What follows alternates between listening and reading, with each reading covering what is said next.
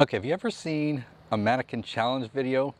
You know, one of those videos where people look like they're standing still and the camera's moving around the room and everyone seems like they're frozen in time?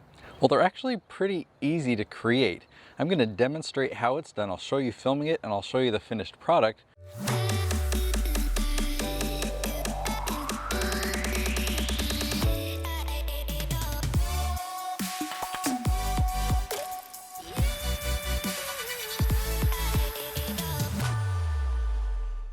The first time that I filmed one of these, it actually turned out so good.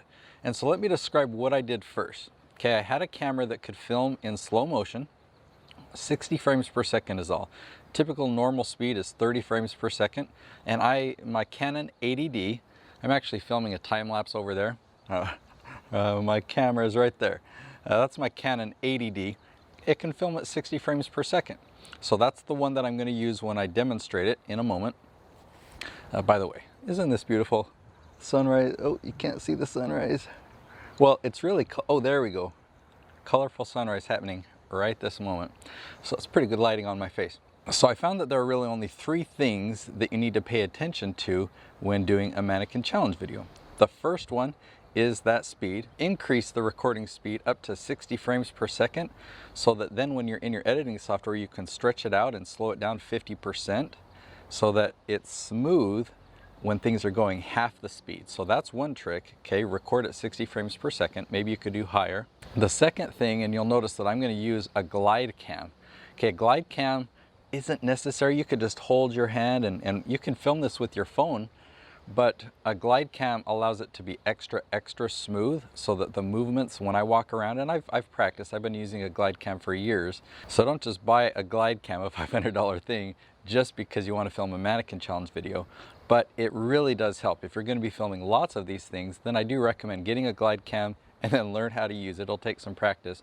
There's the steady cams or different things as well that might make that a bit easier. And then I'll add to that, walk around and do slow movements, but you want to move kind of quick because remember, you're recording at 60 frames per second and you're going to slow it down. So you don't want to walk too slow. And then the third thing is you just have people pick a pose that looks unnatural, like they're kind of mid-motion, and then have them hold as still as possible. Now, everyone in the room, even if your back is facing toward them, give them the instruction that they need to hold still the entire time, even when they think the camera isn't facing them or when they think that they're not on camera, because they might not know how wide the angle is. They might think that they're on the other side of the room, but any movements that you see, it kind of ruins the effect. So everyone in the room has to be completely still.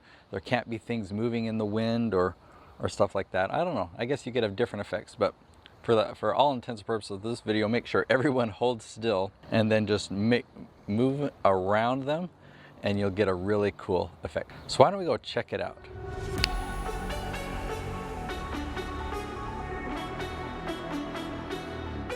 Okay, now I'll show you what this looks like when I slow it down and add in music.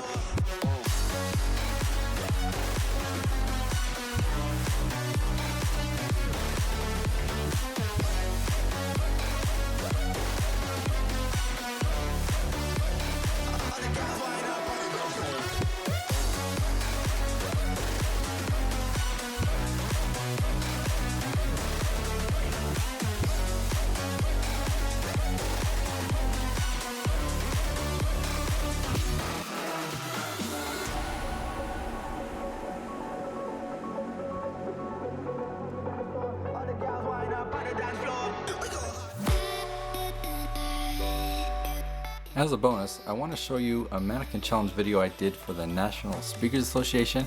It was a lot of fun. There are two mistakes. See if you can find them. One's a man moving around in the background and the other is someone blinking, but they're hard to find.